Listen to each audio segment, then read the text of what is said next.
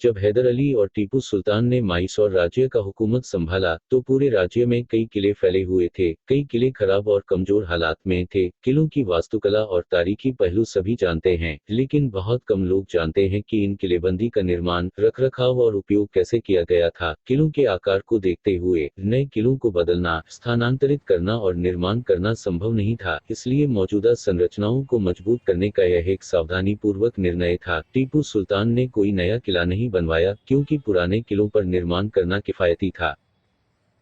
कुछ किलों में मिट्टी की दीवारें थीं और कुछ में सिर्फ पत्थरों का ढेर था। किलों का या तो पुनर्निर्माण किया गया या किलेबंदी की गई। किलों का किलेबंदी भौगोलिक स्थानों और महत्व के आधार पर किया गया था। टीपू सुल्तान ने दक्षिण में युद्ध की तेजी से बदलती प्रकृति के अनुकूल कुछ किलों को फिर से तैयार किया। उन्होंने इसकी तोपखाने क्षमताओं पर अधिक ध्यान दिया। टीपू ने मिट्टी की दीवारों को पत्थरों से बदल दिया।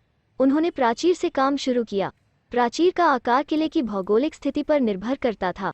प्राचीर 5 फुट से 31 फुट तक मोटी होती थी। नंदीदुर्ग किले की प्राचीर केवल 9 फीट की थी, जिसे तोड़ना आसान था। चित्रदुर्ग किले में 22 फीट की विशिष्ट प्राचीर है। रामघाट किले के चारों ओर एक रक्षात्मक दीवार का सबसे ऊपर का हिस्सा है। यह एक हमले के दौरान सैनिकों की आवाजाही को सुविधाजनक बनाने के लिए एक पैदल मार्ग के रूप में कार्य करता था। इसने हमलावर सेना पर बेहतर निशाना साधने के लिए जगह भी प्रदान करता था। टीपू ने किलों में तोपों के लिए छोटी ईंटों का इस्तेमाल किया। उनका उपयोग किले की दीवारों को ऊंचा करने के लिए भी किया जाता था, जैसे कि श्रीरंगपटना किले में।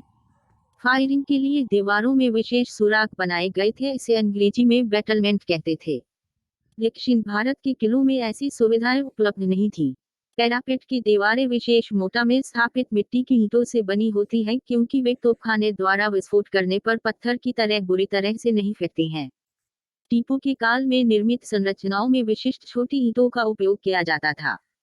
टीपू की मृत्यु के बाद जब अंग्रेजों ने किलों की मरम्मत और निर्माण किया, तो उन्होंने ईंटों के आकार में वृद्धि की। बड़ी ईंटें मोटा से सस्ती थी और उन्होंने निर्माण लागत में बचत की। इस प्रकार नागरिक और सैन्य दोनों निर्माणों में बड़ी ईंटों का उपयोग शुरू हुआ। किलों में बोझ नहीं होते थे। बाद में युद्ध के ब्रिटिश कैदियों की मदद से बोझ को जोड़ा गया। टीपू के किलों में मैट्रिकुलेशंस मुश्किल से मिलती हैं। यह टीपू की सैन्य रणनीति थी। दुश्मनों पर खौलता हुआ तेल डालने के लिए पैरापेट में छेद करना मशीनीकरण है। टीपू सुल्तान ने किलों को उनके रणनीतिक महत्व के अनुसार क्रमबद्ध किया और तदनुसार नियम जारी किए। पदानुक्रम के अनुसार किलों को प्रावधानों और भंडारों को संरक्षित करना चाहिए था। महत्वपूर्ण किलों ने 8 महीने की आपूर्ति और भंडार की आपूर्ति की। निम्न श्रेणी के किलों ने केवल 2 महीने की आपूर्ति आरक्षित की। आमतौर पर दूर दराज के किलों और चौकी के किलों को पदानुक्रम में निचले स्थान पर रखा गया था। किले में धान, रागी, नमक, काली मिर्च, दालें, चना, दाल और जलाव लकड़ी जैसी आवश्यक वस्तुओं का भंडारण किया जाता था। चावल गैरिसन में संग्रहित प्राथमिक खाद्यान्न था। उन दिनों माइसौर में चावल को रागी की तुलना में उच्च स्तर के भोजन के रूप में देखा जाता था। श्रीरंगपट्टनम के पास सबसे अच्छे सैनिक थे और उन्हें हमेशा संतुलित और मजबूत आहार मिलता था, जबकि दूर दराज के किलों में रागी मुद्दे और सांभर का नियमित भोजन होता था।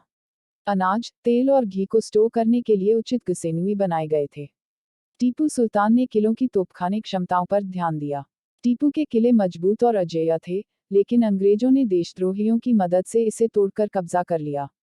उदाहरण के लिए, बेंगलोर किला, नंदीदुर्गा किला, श्रीरंगपटना किला सभी गद्दारों की मदद से तोड़ दिए गए थे। टीपू के निर्देशों के अनुसार किलों में अपेक्षाकृत कम गैरिसन भवन थे। किलों की आपूर्ति डिपो के रूप में सेवा करने की योजना नहीं थी, लेकिन केवल स्थानीय आबादी के लिए रणनीतिक रूप से मूल्यवान थे। ऐसे स्थानों ने संभावित शत्रुओं को ऐसे स्थानों के उपयोग से हतोत्साहित किया। किले सक्रिय सैन्य प्रतिष्ठान थे।